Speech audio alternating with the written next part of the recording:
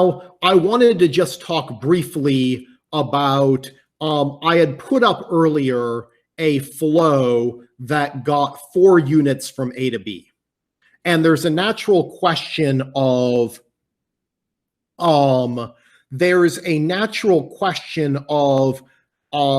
do I know that that's the best I can do? How do I know that I can only get 4 units of flow, that there's no way to get 5? So it turns out in this graph, there is no way to get 5 units from A to B.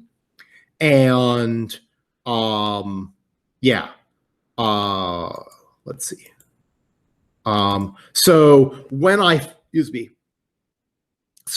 find a 4-unit flow, then I've won.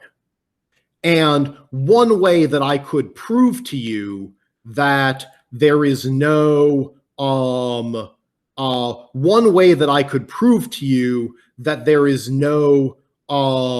5-unit flow is I could go and actually cut this graph.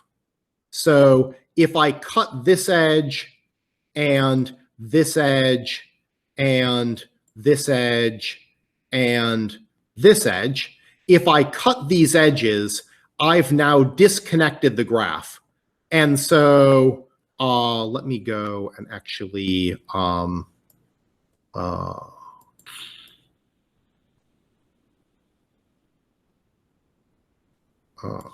so this is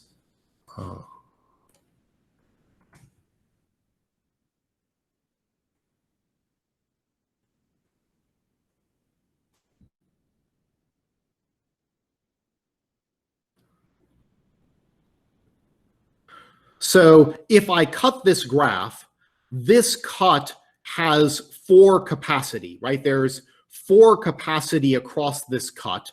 And it's actually a cut because you can see that once I erase these, there is no longer a path from A to B. And so any flow that I send has to go through this cut. And because any flow has to go through this cut, there can't be a way to push through 5 units, because somehow those 5 units would have to pass through this cut, and this cut only has total capacity 4. Question on that claim?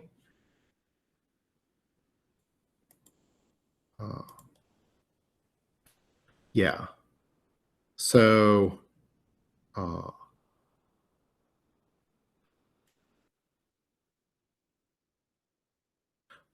and similarly, I can go and, let's get rid of this again. So this is,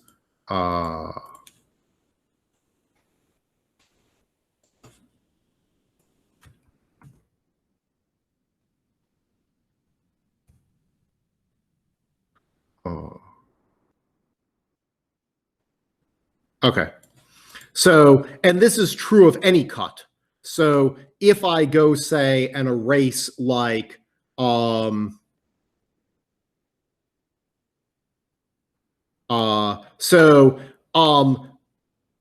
flow, no, that's not actually a cut. Okay. Let's go and we'll do this one. So here's a cut in the graph that has capacity 6 across the cut. So if I find this cut, then that tells me that I can't possibly have more than 6 units of flow going from A to B. And similarly, like this is a cut of 7, and this cut of 7 tells me that I can't possibly get more than 7 units. And actually, like, of course, this here, oh, sorry, yeah. Sorry, doesn't a cut, like if you have a cut, doesn't that mean that you can't get any units from A to B? Oh, so what I'm, yeah, so if the, yeah, once the graph is cut, you can't get A units. Yes, yeah, let me see if I can explain this better. That So if I find a set of edges, and let me go and like circle like this edge, if I find a set of edges that would cut the graph, I can argue that no flow of 5 could possibly exist, because if I had a flow of 5, like all 5 of those units would have to get through these 4 edges that I've picked out. And is that more clear if I say like I pick 4 edges that would cut the graph? And because they would cut the graph, they together form a bottleneck, and all of the flow has to go through one of these 4 edges. And therefore, yeah. So, so if I find a set of edges that would cut, that gives me an upper bound on the flow. Let me just check chat quickly. Good. So then, okay, now let's talk about methodology. And I don't think I'm going to get all the way through this today, but we'll finish this up on Monday. Let's talk about methodology for how I might go about finding the best possible flow. So this is an approach that is due to Ford and Fulkerson. Let's see. So the idea behind Ford-Fulkerson is to start with, just like send some flow. Like just go and like push some flow through the graph. Let's say we'll do like one here. We'll do like one here. Let's not. And then we'll send that up here. And then we'll send it, say, down here. And then we'll send it like up here.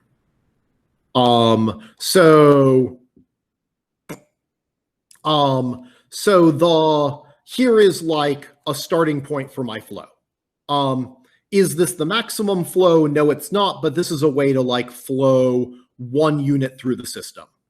And the key idea that Ford and Fulkerson had was to go and then look at, let me go and write a little bit of yeah, this is not the right tool. I'm going to try to get a better like virtual whiteboard thing next week. I have ideas for that. So if I go to my text, this is like,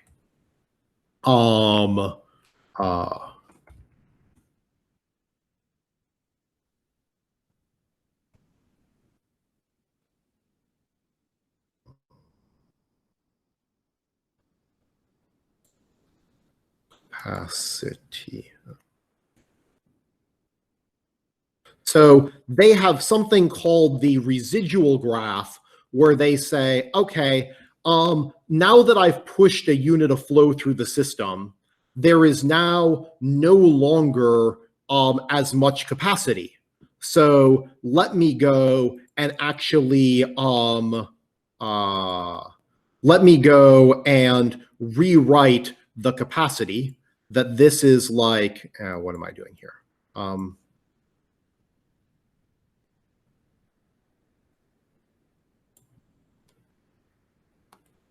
Maybe I need a different color for my residual capacity.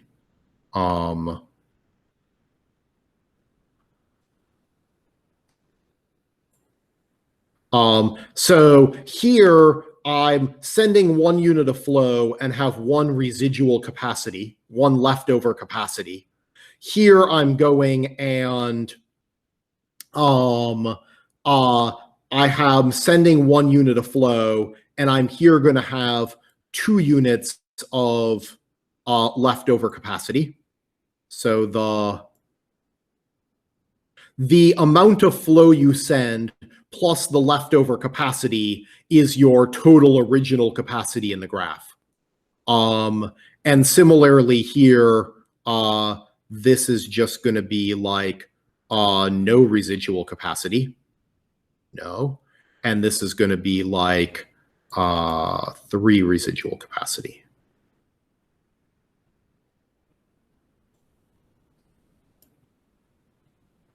So this is the key insight in Ford-Fulkerson.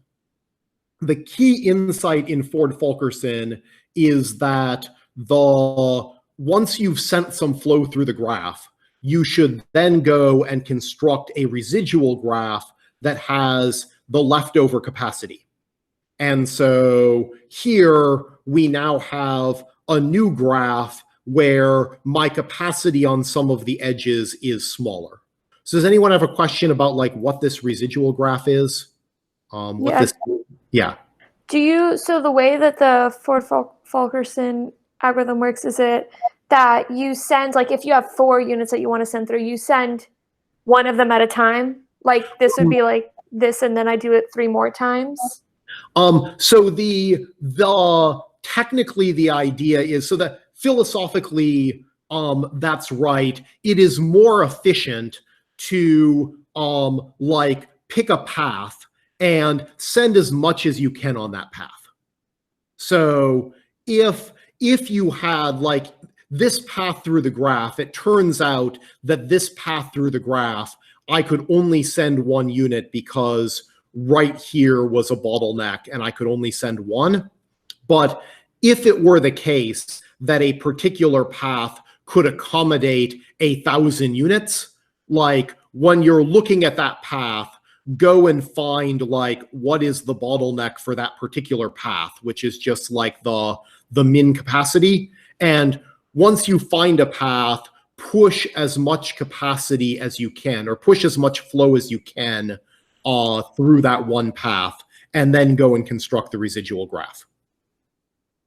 Okay, thank you. But it's just an optimization for efficiency. There's nothing wrong with sending 1 unit at a time, other than the fact that it might be slow if you had 1,000 units that were all taking the same path, like just do them all at once. Other questions on this whole residual graph thing?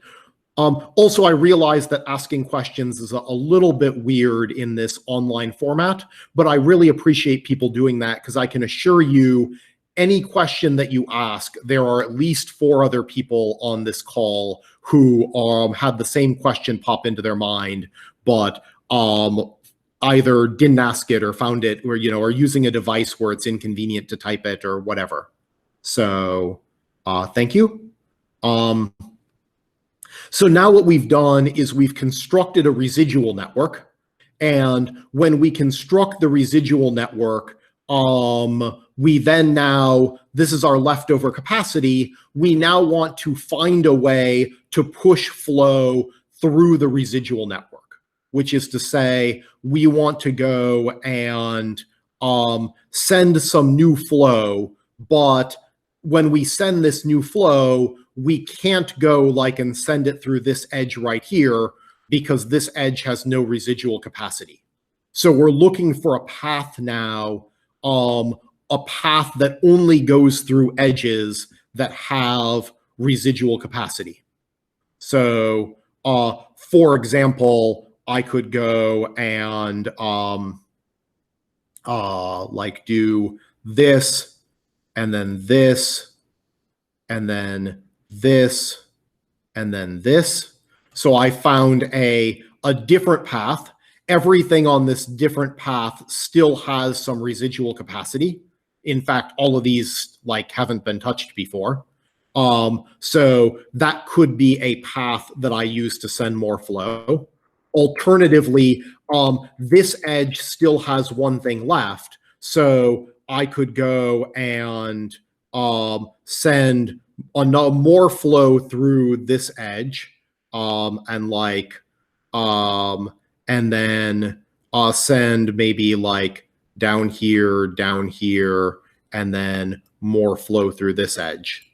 So I could go for my path in the residual network, I could go here, here, here, here, and then send more flow that way. And if I do that, I would then update my current flow values. 1, 1, 1. This is now a 2. So I've now got 2 units here. One goes along the bottom, one goes along the top, and then I would go and then update my residual capacity. So here I used this capacity, so there's no longer any residual capacity here. Similarly here, I've used all of this capacity, and so there's no longer any capacity there. Here I still have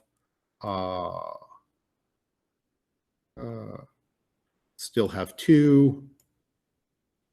And now here I still have 2.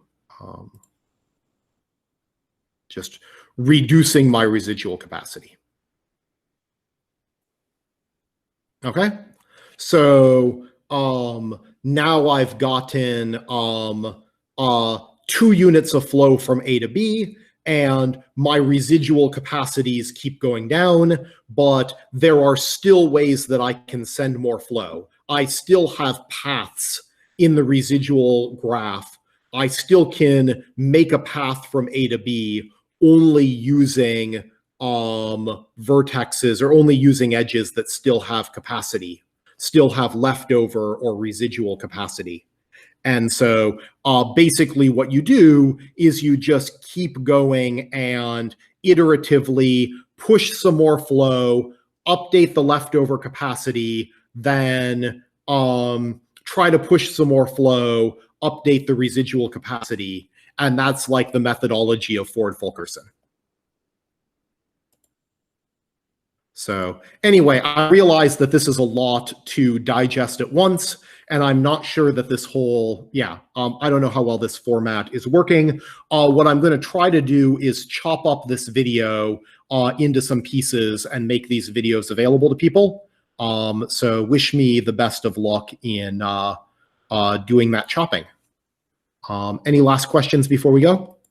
I had a question that I typed, but it was pretty much when you're choosing, when you're choosing from the residual graph, your next path, are you just picking an arbitrary one or the max flow one, or what? Okay. So the short answer is it doesn't really matter. The algorithm works regardless. The algorithm works regardless of what initial path you pick. So the algorithm works regardless of what initial path you pick, but you shouldn't believe me on that. That's not obvious. And I'd like to talk more about this on Monday. In particular, Eric has an excellent question of like, what if you pick a bad initial path? And I want to do an example on Monday so that you can see that actually this methodology still works even if you pick a bad initial path. We just need to go and update this methodology just a little bit. So as I've explained it here, you could run into trouble if you create a bad initial path, but there's a fix to that, and I'd like to go over that fix on Monday.